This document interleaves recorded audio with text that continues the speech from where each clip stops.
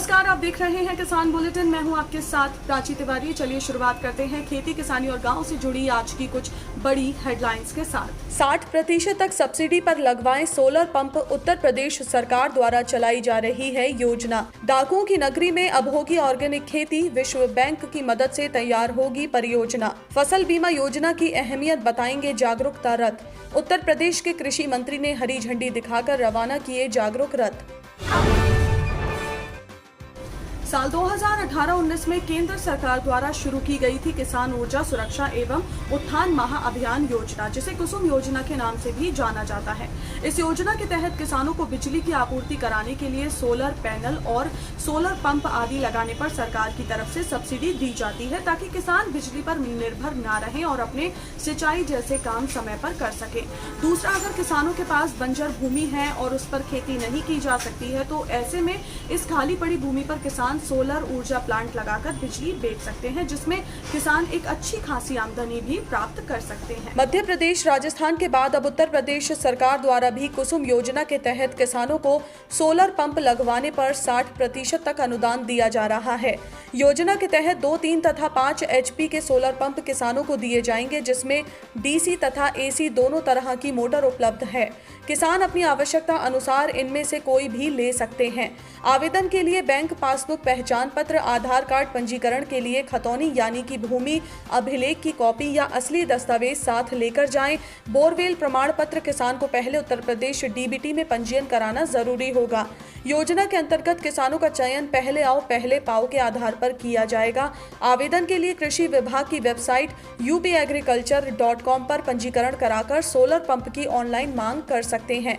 इसके अतिरिक्त किसान अपने जिले के कृषि विभाग में उप कृषि निदेशक के कार्यालय में बैंक ड्राफ्ट और बोरवेल प्रमाण पत्र जमा करवा सकते हैं। योजना की विस्तृत जानकारी के लिए अपने जिले के उप कृषि निदेशक से संपर्क जरूर करें। चंबल के बीहड़ों को कभी डाकुओं की शरण स्थली माना जाता था। आज भी राजस्थान और मध्य प्रदेश स्थित चंबल के बीहड़ किसी खौफ से कम नहीं है, लेकिन अब मोदी सरकार ने यहां खेती करवाने की योजना बनाई है, जिसमें विश्व बैंक भी सहयोग देने को तैयार है। केंद्रीय कृषि मंत्री नरेंद्र सिंह तोमर का कहना है कि यहां 3 लाख हेक्टेयर से भी ज्यादा बीहड़ भूमि है, जिस पर खेती की जा सकती है। 1 महीने में इसकी प्रारंभिक परियोजना रिपोर्ट पेश की जाएगी। सरकार का कहना है कि इस क्षेत्र में खेती किसानी करने से व पेड़ पौधे आदि लगाने से पर्यावरण में निश्चित तौर पर सुधार होगा और अनेक लोगों को इसके साथ ही साथ रोजगार भी जरूर मिलेगा। तोमर ने ये भी बताया कि चंबल क्षेत्र के लिए पहले भी विश्व बैंक के सहयोग से बीहड़ विकास परियोजना प्रस्तावित थी, लेकिन कुछ कारणों से विश्व बैंक तब उस पर राजी नहीं हुआ था। आपको बता दें कि इस परियोजना के अंतर्गत चंबल के बीहड़ों में खेती के साथ कृषि बाजारों, गोदामों और कोल्ड स्टोरेज का भी विकास किया जाएगा। प्रदेश के मुख्यमंत्री शिवराज सिंह के साथ बैठक में यहां एक चंबल एक्सप्रेस वे बनाने की बात भी की गई। विश्व बैंक के अधिकारी आदर्श कुमार और एवल लुफाफा ने कहा कि विश्व बैंक अब मध्य प्रदेश के साथ मिलकर इस परियोजना पर काम करने के लिए तैयार है। किसानों को फसल बीमा के प्रति जागरूक करने के लिए उत्तर प्रदेश सरकार ने जागरूकता रथ तैयार किए हैं।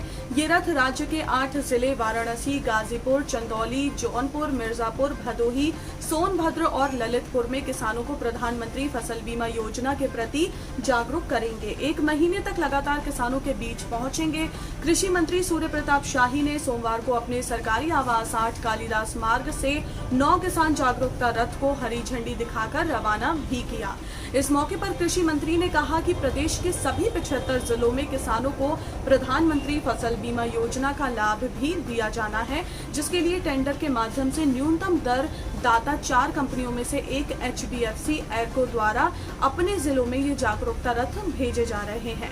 ये जागरूकता रथ अपने अपने जिलों में पहुंचकर किसानों से संपर्क कर उन्हें योजनाओं की शर्त और लाभ के बारे में जानकारी देंगे और साथ ही वो फसलों के बीमा के लिए भी किसानों को प्रोत्साहित करेंगे। उन्होंने कहा कि किसान क्रेडिट कार्ड के माध्यम से ऋण लेने वाले किसान यदि बीमा नहीं कराना चाहते हैं तो उन्हें आने वाले 31 जुलाई तक अपने ऋणदाता बैंक में संपर्क कर एक प्रार्थना पत्र देना होगा। शाही ने कहा कि प्रधानमंत्री फसल बीमा योजना के तहत किसानों की फसलों का बीमा किया जाता है। इस बीमा योजना में किसानों को खरीफ की फसलों के लिए प्रीमियम राशि का 2% जबकि रबी की फसल में 1.5% देना होता है। उन्होंने बताया कि प्रधानमंत्री फसल बीमा योजना के तहत बुंदेलखंड के लगभग 6 लाख किसानों को 750 करोड़ रुपए का भुगतान किया गया है। आपको बता दें कि किसान क्रेडिट कार्ड से ऋण लेने वाले किसानों को पहले फसल बीमा कराना जरूरी होता था, लेकिन इसे स्वैच्छिक कर दिया गया। तो आइए इन खबरों के अलावा एक बार नजर डाल लेते हैं कुछ और अहम खबरों पर। असम में ब्रह्मपुत्र के बढ़ते जलस्तर के चलते इसकी अन्य सहायक नदियों में भी लगातार इसकी वजह से बाढ़ के हालात बने हुए हैं। इस साल अभी तक 4 बार बाढ़ ने कई जिलों में अपना कहर बरपा दिया है। अभी इसकी वजह लगभग 100 लोगों की मौत भी हो चुकी है, जिससे अभी तक 2543 गांव और लगभग 1.22 लाख हेक्टेयर फसल प्रभावित हुई है। वहीं एनडीआरएफ की टीम लगातार अपना काम कर रही है। रविवार को बारकोटा जिले के दिगरपमा बाजार के बाढ़ प्रभावित क्षेत्रों से ग्रामीणों और पशुओं को सुरक्षित स्थानों पर पहुंचाया गया है। वहीं स्टेट डिजास्टर मैनेजमेंट अथॉरिटी ने बताया कि राज्य के 50,000 से ज्यादा लोग 496 राहत शिविरों में इस वक्त रह रहे हैं। झारखंड का खूंटी एक आदिवासी बहुल क्षेत्र है। ये क्षेत्र अफीम की खेती और उसकी तस्करी के लिए जाना जाता है, लेकिन बदलाव प्रकृति का नियम है, तो यहाँ के किसान भी अब जागरूक हो रहे हैं और अफीम की खेती छोड़कर लेमन ग्रास की खेती में अपना हाथ आजमा रहे हैं। यहाँ के किसान न सिर्फ इसकी खेती कर रहे हैं, बल्कि जुगाड़ू मशीन बनाकर इससे तेल निकालकर उसे बेच भी रहे हैं, जो किसानों की अच्छी आमदनी का जरिया बन रहा है। यहाँ लेमन ग्रास की खेती को लेकर कई जागरूकता अभियान भी चलाए जा रहे हैं। मध्य प्रदेश से एक चौंकाने वाली खबर सामने आई है और वो ये है कि खेतों में पोषक तत्व देने के लिए यूरिया के नाम पर नकली खाद या मिट्टी बेची जा रही है। बताया जा रहा है कि ये काम कुछ उर्वरक कंपनियों और व्यापारियों और अफसरों की मिली भगत से किया जा रहा है। एक साल में कृषि विभाग द्वारा 12,000 नमूनों की जांच कराई गई, जिसमें आपको जानकर हैरानी होगी कि करीब 900 नमूने गलत साबित हुए। तो आज के किसान बुलेटिन में फिलहाल इतना ही। मुझे दीजिए इजाजत। आप स्वस्थ रहिए और अपना ध्यान जरूर रखिए।